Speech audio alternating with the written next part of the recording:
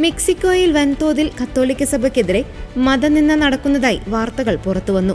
കുറ്റവാളികളും മയക്കുമരുന്ന് മാഫിയയും ആരാധിക്കുന്ന സാത്താൻ ആരാധകരായ സാന്താ മൂവേർട്ടെ എന്ന ദുരാചാരത്തിന്റെ രൂപങ്ങളെ കത്തോലിക്ക വിശ്വാസികൾ ഏറെ പ്രാധാന്യത്തോടെ കാണുന്ന ഗ്വാഡലൂപ്പ മാതാവിന്റെ രൂപവുമായി കൂട്ടിക്കലർത്തി പ്രചരിപ്പിക്കുന്നതാണ് സഭയ്ക്ക് ആശങ്കയുണ്ടാക്കുന്നത്. പൊന്തിഫിക്കൽ അക്കാദമി മരിയാന ഇന്റർനാഷണൽ പ്രസിഡന്റായ ഫാദർ സ്റ്റെഫാനോ സെച്ചിൻ ഈ നടപടിയെ ഭീകരമായ നിന്ന എന്നാണ് വിശേഷിപ്പിച്ചത്. ഗ്വാഡലൂപ്പെ മാതാവിന്റെ മുഖം മരണത്തിന്റേതാക്കി മാറ്റിയാണ് ഇവർ പ്രചരിപ്പിക്കുന്നതെന്നും അദ്ദേഹം പറഞ്ഞു. ഗ്വാഡലൂപ്പെ ബസിലിക്കയിലെ ദൈവശാസ്ത്രജ്ഞരായ ഫാദർ എൻഡോ ഷാവേസും ഈ പ്രവണതയ്ക്കെതിരെ രംഗത്തെത്തി.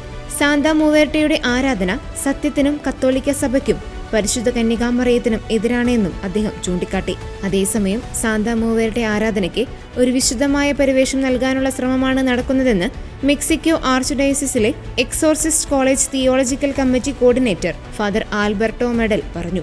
ഈ ദുരാചാരങ്ങളെ ചെറുക്കുന്നതിനായി സഭ കഠിനമായ ബോധവൽക്കരണം നടത്തണമെന്നും ശരിയായ ഭക്തിമാർഗങ്ങൾ പ്രോത്സാഹിപ്പിക്കണമെന്നും സഭാ നേതാക്കൾ ആവശ്യപ്പെട്ടിട്ടുണ്ട്. സാത്താൻ ആരാധകർ നടത്തിയ ഈ അവഹേളനത്തിനെതിരെ വിശ്വാസികളടക്കം രംഗത്തെത്തിയിരുന്നു.